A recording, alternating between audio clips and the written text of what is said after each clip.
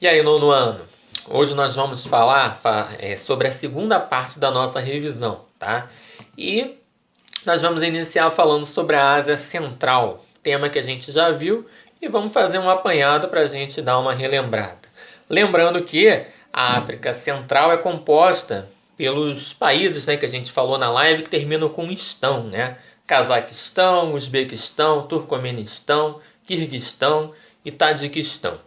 Uma coisa que une esses países, né, que tem as características comuns entre esses países, é que boa parte deles, a maior parte da população vive em áreas rurais, tá? E alguns deles, como o Turcomenistão e o Uzbequistão, têm alguns recursos naturais interessantes e importantes, como o gás natural e como o petróleo, tá? No Quirguistão, existem outros tipos de recursos naturais muito valiosos, né? Minerais muito valiosos como zinco, chumbo, carvão. Então são países que têm recursos naturais, são países em que a população vive aí boa parte na área rural e são países também que alguns deles têm problema com a água, né? A escassez da água. É uma região problemática nesse sentido e que a agricultura ela precisa de irrigação, precisa de um incentivo para poder obter resultado positivo. Tá? Lembrando também que essa é uma região estratégica, tanto para os Estados Unidos, que pelo fato dessa região estar ali próxima do Oriente Médio, os Estados Unidos acaba se interessando pelo local, usando alguns países como base militar. E é importante para o europeu também, né, para os europeus, porque nesse local aí que é produzida a matéria-prima, né, da heroína, que é uma das drogas em que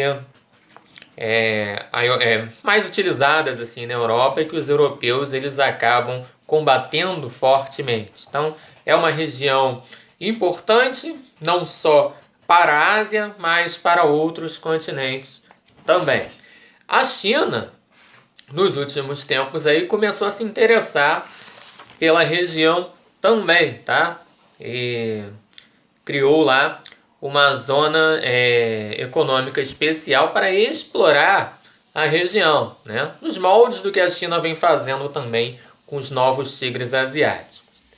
Já a Ásia Meridional, que é composta por Afeganistão, Bangladesh, Butão, Nepal, Paquistão, Sri Lanka e a Índia, né, é uma outra região, uma região instável.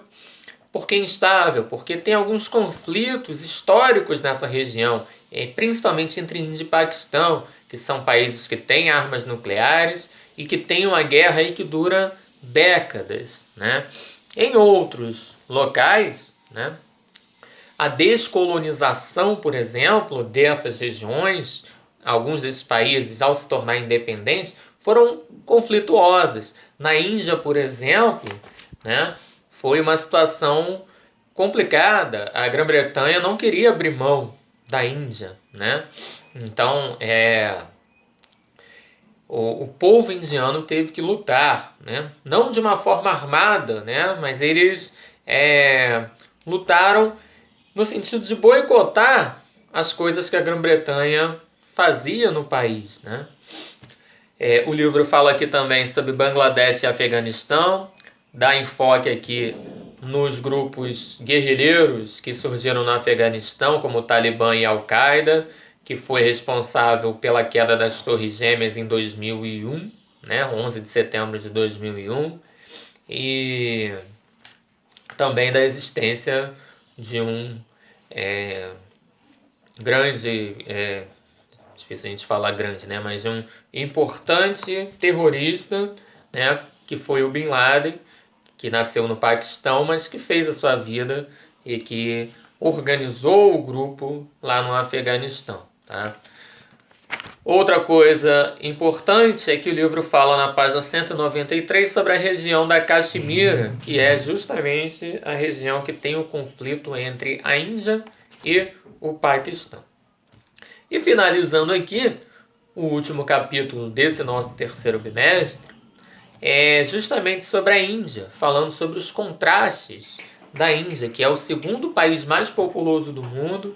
Se mantiver a taxa de crescimento atual, em 30 anos a Índia vai se tornar o país mais populoso do mundo e que tem uma série de problemas sociais para poder resolver, né? Principalmente saneamento básico, acesso a moradia às pessoas, questão da violência, trânsito caótico, tem que melhorar a educação, a saúde, então uma série de coisas. Outra coisa que nós vimos na última aula foi como, devido ao hinduísmo, né, hinduísmo é a religião que é a mais disseminada, a mais forte na Índia, como a sociedade ela é organizada ainda em castas, né? O que é em castas? Você nasceu em determinada casta, você só vai trabalhar, só vai ter acesso a determinado emprego. Se você nasceu numa casta mais baixa, você só vai ter acesso aos piores empregos. E aí você não tem a questão da mobilidade, da ascensão social, tá?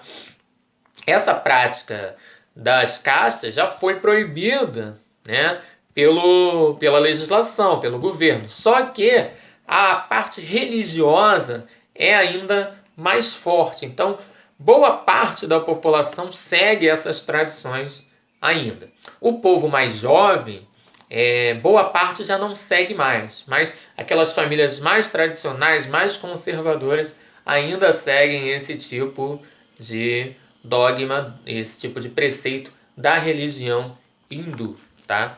E para finalizar, é importante a gente falar sobre a população rural da Índia, que é muito importante. Apesar de ser muito importante, as atividades rurais lá, elas usam pouca tecnologia, tá? Temos que falar também que a gente já viu sobre o rio Ganges, que é um rio que ele é sagrado para o povo indiano e que as pessoas se banham nesse rio para purificar a sua alma. Só que esse rio ele vem recebendo muitos poluentes. Essa água desse rio ela está extremamente poluída. E finalizando, é importante lembrar que a Índia é um país que está num processo inicial ainda de industrialização, mas que é considerado, a gente pode considerar um país em desenvolvimento, um país emergente. Por isso esse país faz parte do BRICS, junto com Brasil, Rússia, China e África do Sul. O BRICS é um bloco não econômico, mas um bloco em que busca ideias e soluções comuns para resolver problemas semelhantes, né? Esses países eles têm características de serem industrializados, mas terem problemas sociais, e aí criaram um grupo para resolver esse tipo de problemas, buscar soluções, enfrentar problemas, né? Então, é um grupo bastante importante, né? Então, pessoal, não deixem de fazer os exercícios, as revisões foram feitas, qualquer dúvida volta lá para assistir as videoaulas, e qualquer dúvida que vocês queiram tirar, na segunda-feira tem mais uma live. Então é isso, pessoal. Até a próxima.